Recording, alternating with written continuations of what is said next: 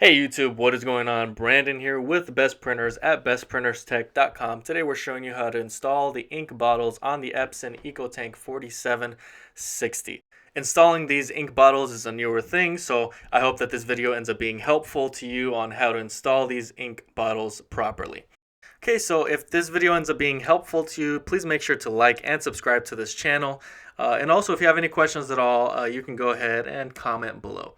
If you wanted some options for some more affordable remanufactured ink bottles, I am going to provide a link in the description below for some less expensive versions of this ink. So that's a good resource for you. All right, so here we are installing the black ink into what we will call the ink compartment of this printer. There are some do's and don'ts with these ink bottles. One of the things you do not want to do is squeeze the bottle to make the ink go into the compartment faster. That will only damage the ink compartment, and it's just not built for that. So what you want to do is just, you can tap the very top of the bottle when it's flipped upside down, but that's really all you want to do. You want to let the ink just kind of drip in there on its own. And you want to make sure that that little window there where you can see the ink, that is completely full before you pull the bottle away from the ink compartment. Okay, next you've got your cyan bottle that you are now filling into the ink compartment. The rest of these colors really don't take a whole lot of time to fill in here because they are much smaller than the black ink.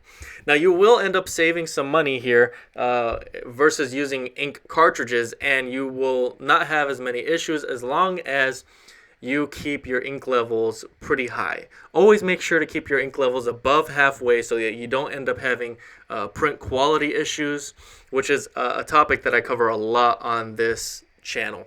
So here you have a different angle. You can see exactly how I installed it, and you see exactly what's going on here really up close.